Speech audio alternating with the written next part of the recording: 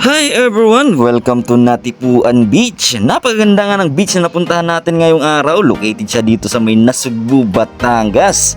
Ang shape nga nila dito sa kanilang beach guys, pa-moon shape, napakaganda. Sa mga turista dyan na naghahanap ng beach na hindi pa ganong rediscover, saka di pa ganong crowded, nire-recommend ako sa inyo itong Natipuan Beach at napakaganda talaga, napakapayapa pa ng tubig. Meron ka rin mai-enjoy dito katulad ng banana boating, kayaking, sa snorkeling and island hopping. Sa beach nga na to guys, napakalinaw nga ng tubig. Kita nyo naman yung mga isda, kitang kita nasa ilalim, tumpok-tumpok pa. Kaya't kung interesado naman kayo sa video namin na to, samahan nyo kaming ikutin tong beach na to. Let's go!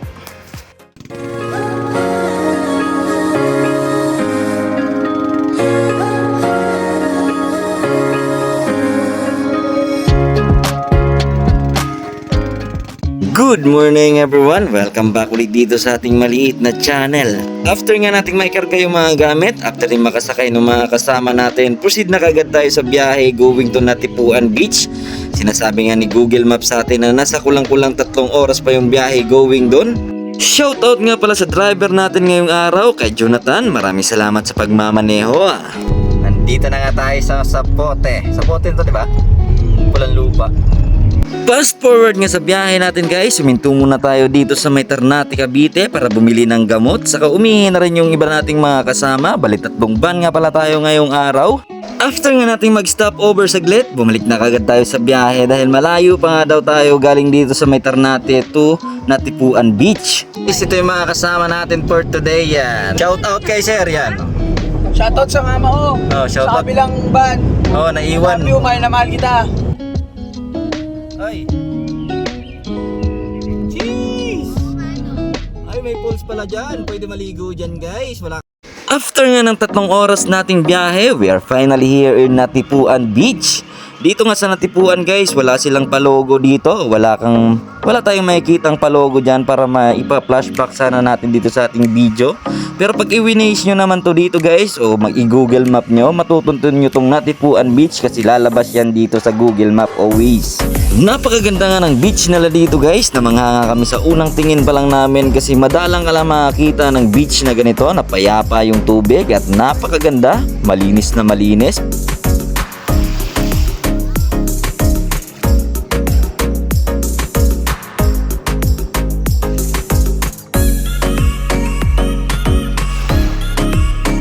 Dito nga sa Natipuan Beach guys, wala kang babayaran tulad ng mga ecological fee o entrance fee.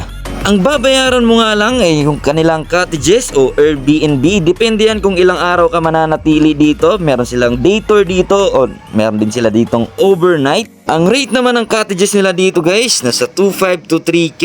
Depende kung gaano kayo karami.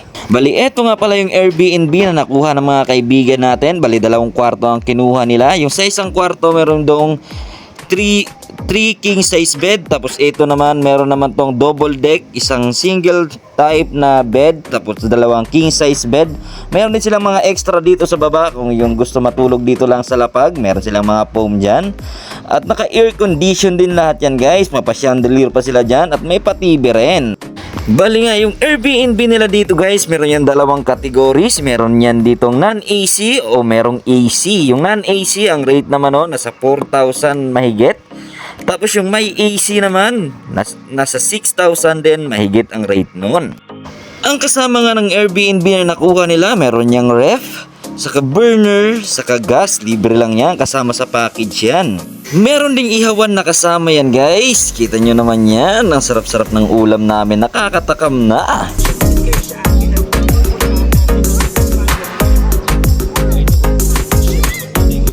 Meron nga rin yan sila ditong kayak guys na pinaparkilahan. Ang halaga naman yan nasa 300, good for 2 hours na, paikot-ikot ka dyan.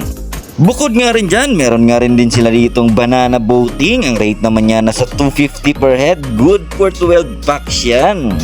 Meron nga rin yan sila ditong island hopping and snorkeling. Ang rate naman nun 200. Kung isa lang yung pupuntahan mo dun guys, 100 lang yon. Pero pag 2 pupuntahan mo, 200 agad yan.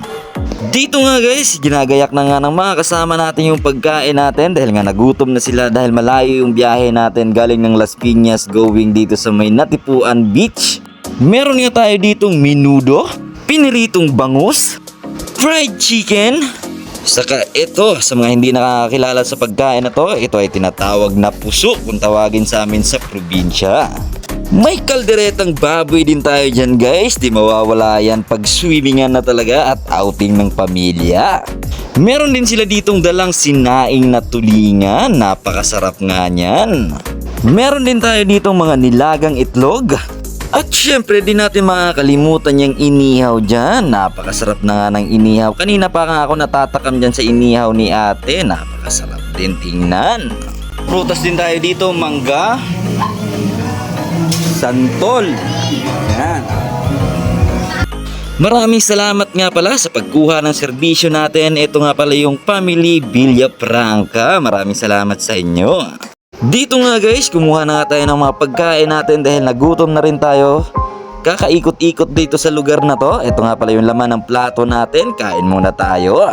After nga natin kumain guys, ito nga yung mga kasama natin lahat. Tumulok na nga tayo dito sa beach para maligo na tayo dahil pakiramdam ko init na ako at natatakam ako sa dagat dahil napakaganda nga at napakalinaw pa ng tubig. Gustong gusto ko na talaga maligo. Kung makikita nyo nga guys at napakaganda nga ng beach na to, sinasabi ko nga sa inyo na hindi pa gaano nadidiscover itong lugar na to. Sa mga interesadong pumunta ng mga beach na katulad nito, dayuhin nyo na to yung Natipuan Beach. Walang ganong tao dito at konti pa lang yung nakakaalam sa beach na to. Although nasa Nasugbu, Batangas to, pero wala pang ganong tao na nakakaalam dito. Walang crowded, napakapayapa, payapa rin yung tubig. Grabe talaga at napakaaliwalas na makikita mo dito. Sa mga gustong mag-relax dyan, napakaganda tong place na to.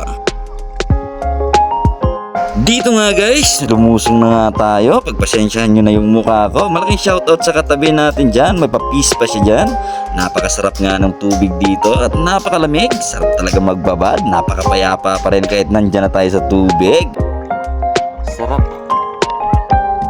Dito nga guys, sinubukan nga nating ilubog yung cellphone natin. Bali nakabalot lang pala yan ng waterproof case. Pagpasensyahan nyo na at wala pa talaga tayong pambili ng pang underwater na camera. Pagtsagaan muna natin to. Pero kahit pa paano guys, malinaw pa rin naman talaga yung tubig. Kita nyo naman yung mga isda, kitang-kita pa rin yung nasa ilalim. Tumpok-tumpok pa, sarap hulihin. Grabe, ang dami ng isda oh.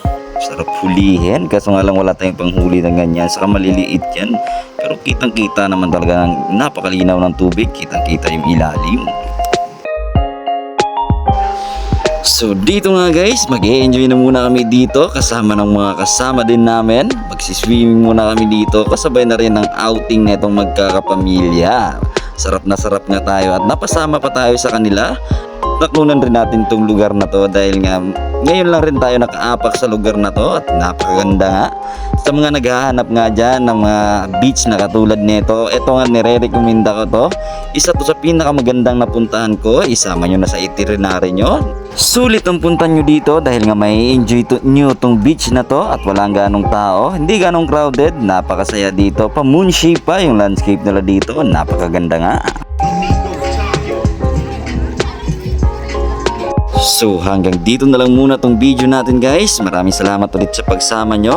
Sana may natutunan kayo dito sa maliit nating video. Maraming salamat ulit. Thank you for watching. Mag-e-enjoy muna kami dito kasama ng pamilya Villafranca family. Maraming salamat ulit sa pagkuha ng serbisyo natin. Hanggang sa susunod na video. Thank you for watching. God bless.